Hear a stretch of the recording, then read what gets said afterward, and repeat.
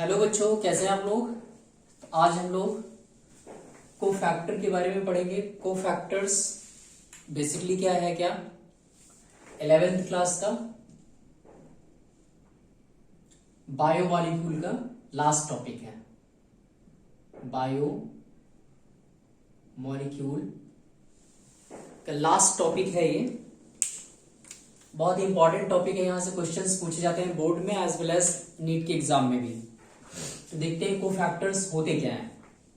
Normally हमने enzymes पढ़ा है, तो एंजाइम्स बेसिकली होते क्या हैं ये ऑलरेडी हम पढ़ चुके हैं, जिसमें हमने पढ़ा था कि एंजाइम्स पॉलीपेप्टाइड चेन्स के बने होते हैं। ठीक है, तो basically they are the polypeptide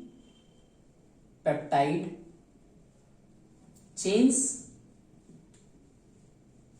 that means इसको आप प्रोटीन्स भी बोल सकते हैं। ओके, अब कोफैक्टर्स क्या होते हैं। तो नॉर्मली जो एंजाइम्स होते हैं प्रोटीन ही होते हैं।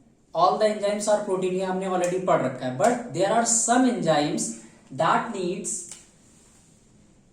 अ part that is non proteinaceous. एक दूसरे पार्ट की भी रिक्वायरमेंट होती है उनको फंक्शन करने के लिए, तो उसको हम क्या बोलते हैं, कोफैक्टर्स।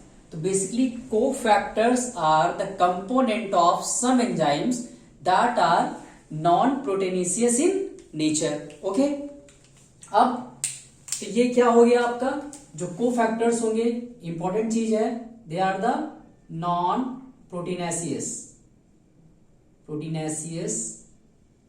इन नेचर।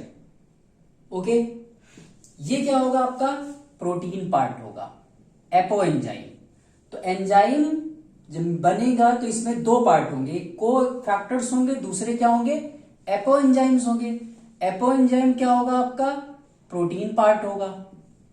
Okay, protein part.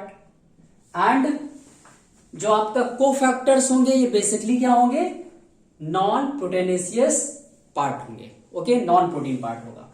अगर इन दोनों को मिला के क्या बोलोगे आप, इन दोनों को प्लस कर दो, कोफैक्टर प्लस एपो एंजाइम, तो साथ में क्या बोलते हैं इसको हम, होलो एंजाइम्स। ये आपका हो गया क्या, होलो एंजाइम्स। ओके, अब देखो next, on the basis of functions and nature of the cofactors they are divided into 3 groups. First one is prosthetic groups, second इसको हम क्या बोलते हैं, coenzymes, and third one is metal ions.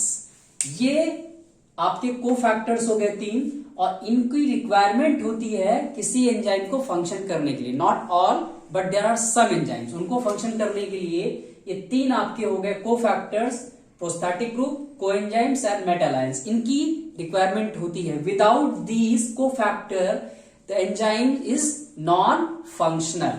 ठीक है, ये इंपॉर्टेंट है आपका। अब देखो एक एक करके देखते हैं कि प्रोस्थेटिक ग्रुप, कोएंजाइम्स और मेटल आयंस के फीचर्स क्या होते हैं, क्योंकि क्वेश्चन आपसे यहीं से पूछा जाएगा कि प्रोस्थेटिक ग्रुप, कोएंजाइम्स और मेटल आयंस। तो फर्स्ट देखते हैं हम जो आपका प्रोस्थेटिक ग्रुप होगा। Prosthetic group basically organic compounds होंगे। ऑर्गेनिक कंपाउंड्स का मतलब सिंपल सा आपको पता है, they are the molecule of carbon and hydrogen. Carbon and hydrogen के मॉलिक्यूल्स होंगे, ऑर्गेनिक कंपाउंड्स होंगे, नेचर इनका होगा केमिकल नेचर। ये बहुत इंपॉर्टेंट पॉइंट है, they are tightly bind to the apo enzyme. And apo enzyme क्या है आपको बताया मैंने, they are the protein part of enzyme. Protein part, okay, protein part of enzyme, जिसको हम क्या बोलते हैं, एपो एंजाइम। तो ये क्या होंगे, एपो एंजाइम से टाइटली बाइंड करते हैं। ओके, एग्जाम्पल में क्या हो जाएगा, हीम। हीम बेसिकली क्या है आपका, प्रोस्थेटिक ग्रुप है। प्रोस्थेटिक ग्रुप है, और ये बाइंड किससे करता है, एंजाइम कौन से हैं यहाँ पे, जो एपो एंजाइम पार्ट होगा, जिसमें इन्वॉल्व है basically peroxidase and catalase are the enzymes. They are the enzymes in which heme work as a cofactor and heme is a prosthetic group. Okay, तो यहां पे आपसे क्वेश्चन यहाँ पे एक तो ये इंपॉर्टेंट क्वेश्चन है कि they are the tightly bound to apo enzymes and आपका एग्जाम्पल, ठीक है। और किस एंजाइम में ये हीम इन्वॉल्व होगा, पेरोक्सिडेज एंड कैटालिसिस, ओके। नेक्स्ट आपका है को एंजाइम्स। तो को एंजाइम्स क्या होते हैं, ये बेसिकली क्या होंगे, ऑर्गेनिक कंपाउंड ये भी होंगे, okay. They are also organic compound but there is a difference in prosthetic group and coenzyme. ये क्या थे बच्चा, टाइटली बाउंड थे, बट यहां पे देखोगे आप तो ये क्या है, लूजली, ठीक है, loosely bind with apo enzyme. ये यहां पे इंपॉर्टेंट पॉइंट है। दैट मीन्स ये क्या होते हैं, शॉर्ट पीरियड ऑफ टाइम के लिए बाइंड करते हैं, ये किसी एंजाइम से परमानेंटली बाइंड कर जाएंगे, ठीक है, और ब्रेक नहीं होंगे। ये क्या करते हैं, लूजली बाइंड होंगे और mainly at the time of catalysis, catalysis के टाइम पे ही बाइंड होंगे। After that they are release. Enzyme जो आपका एपो एंजाइम है वो अलग पोर्शन रहेगा और जो आपका कोफैक्टर में को एंजाइम है ये अलग रहेगा। बट जब कैटालिसिस करना होगा, फंक्शन करना होगा एपो एंजाइम को, उस एंजाइम को, तो ये क्या कर जाएगा, को एंजाइम उससे बाइंड कर जाएगा, ओके। एग्जाम्पल में क्या हो जाएगा इसका, देखो एग्जाम्पल में हम NAD और NADP देखते हैं। बेसिकली यहां पे क्या है, देयर आर सम कोएंजाइम्स, कुछ कोएंजाइम्स हैं जिनको विटामिन की नीड भी पड़ती है, ठीक है। They are the essential chemical component as vitamin. There are some coenzymes that need vitamins as a essential component. That means इसमें क्या हो गया, एपो एंजाइम, को एंजाइम में आपका NAD या NADP हो गया, और तीसरा क्या हो गया कंपोनेंट, विटामिन भी हो गए, ठीक है। तो जैसे यहां पे इसको फंक्शन करने के लिए एक विटामिन होता है नियासिन, ओके, नियासिन, इसको हम विटामिन B3 भी बोलते हैं, ओके, विटामिन B3। तो NAD and NADP are the coenzymes, okay, that need niacin. Niacin as a vitamin, इसको हम विटामिन B3 भी बोलते हैं। एंड NAD और NADP बेसिकली इन्वॉल्व कहां पे होते हैं बच्चा, ऑक्सीडेशन एंड रिडक्शन रिएक्शंस में। ऑक्सीडेशन और रिडक्शन रिएक्शन आपको पता है, जहां पे इलेक्ट्रॉन्स का क्या होता है, ट्रांसफर होता है। तो बेसिकली ये कहां पे इन्वॉल्व होंगे, ये कोएंजाइम जहां पे इलेक्ट्रॉन का ट्रांसफर होना होगा, that means oxidation and reduction reaction में, रिडक्शन। तो ऐसे एंजाइम्स जो कि ऑक्सीडेशन या रिडक्शन में इन्वॉल्व होते हैं, जैसे रुबिस्को एक एंजाइम है, हम पढ़ाएंगे आगे, तो वो इन्वॉल्व होता है ऑक्सीडेशन एंड रिडक्शन में, उसको नीड होती है NAD और NADP प्लस की, ठीक है। तो ये समझ में आ गया आपको। नेक्स्ट आते हैं हम मेटल आयंस। मेटल्स आयंस भी होते हैं लाइक कोफैक्टर में मेटल्स आयन भी कंसीडर किए जाते हैं। मेटल्स आयंस में बेसिकली क्या है, मेटल आयन हो गए, कोबाल्ट हो गया, निकिल हो गया, जिंक हो गया, ये सारे मेटल आयंस होंगे जो कि इन्वॉल्व होंगे और वर्क करेंगे एज अ कोफैक्टर। तो ये देखो यहां पे bind with coordinate bonds, that means apoenzyme से ये बाइंड करेगा apoenzyme, okay. Apoenzyme से किस बॉन्ड के थ्रू बाइंड करेगा, कोऑर्डिनेट बॉन्ड। अब कोऑर्डिनेट बॉन्ड क्या होता है, तो बेसिकली आपको पता होगा, coordinate bonds are the bond modification of the covalent bond. Covalent bond में क्या होता है, सिंपल सा, एक A स्पीसीज है, दूसरा B है, जहां पे एक इलेक्ट्रॉन की शेयरिंग हो रही है, एक इलेक्ट्रॉन ये शेयर कर रहा है, एक इलेक्ट्रॉन ये शेयर कर रहा है, this is what, covalent bond.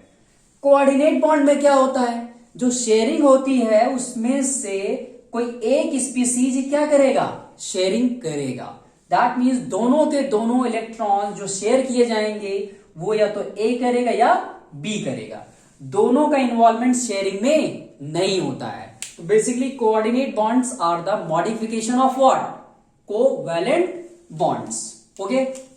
अब देखो यहां पे एग्जांपल में देखते हैं, जो मेटल आयन होगा बेसिकली ये कोऑर्डिनेट बॉन्ड किससे बाइंड करेगा, आपका एंजाइम में हमने पढ़ रखा है ऑलरेडी, एक्टिव साइट्स होते हैं। तो जो मेटल आयन होगा एक कोऑर्डिनेट बॉन्ड किससे बनाएगा, एक्टिव साइट ऑफ एंजाइम, जो साइड चेन होगी, साइड चेन प्रोटीन में पढ़ा था हमने, अमीनो एसिड्स होते हैं उनकी साइड चेन होती है, तो जो एंजाइम होगा उसकी एक्टिव साइट्स होंगी, वहां साइड चेन्स होंगी, उसके साथ एक कोऑर्डिनेट बॉन्ड बनाएगा, ओके।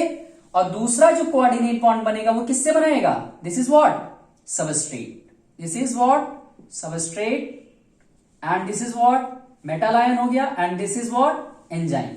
तो एक कोऑर्डिनेट बॉन्ड किससे बनाया, फर्स्ट एंजाइम के एक्टिव साइट पे जो साइड चेन प्रेजेंट थी वहां से, दूसरा कोऑर्डिनेट बॉन्ड किससे बनाया, सबस्ट्रेट से, और बीच में कौन है, this is what metal, work as a cofactor, okay. Next देख लो यहां पे क्या है, ये हमने इसको एग्जांपल में दिखाया है, जो एंजाइम है यहां पे carboxy peptidase, that means this enzyme is involve in the catalysis of protein, protein को डिकम्पोज करेगा, डिग्रेड करेगा। तो यहां पे जो आपका मेटल आयन है दैट इज जिंक। अब देखो यहां पे एक कोऑर्डिनेट बॉन्ड इसने किसने बनाया, किससे बनाया है, एंजाइम से बनाया है ये कोऑर्डिनेट बॉन्ड, और दूसरा कोऑर्डिनेट बॉन्ड किससे बनाया, प्रोटीन से, क्योंकि प्रोटीन को ही डिग्रेड करवाना है। प्रोटीन क्या हो गया यहां पे, सबस्ट्रेट हो गया, this is what substrate, okay. Hopefully समझ में आया होगा आपको। और एक चीज याद रखना कि जो जिन एंजाइम्स को रिक्वायरमेंट होती है कोफैक्टर्स की, वो enzymes without cofactor non functional हो जाते हैं। So we can say that cofactors are the essential for functioning of some enzymes, okay okay, thank you. कोई भी क्वेश्चन हो इसको पढ़ लेना, रिवाइज कर लेना। If you have any doubts please WhatsApp में और क्लास में पूछ लेना, ओके, थैंक यू।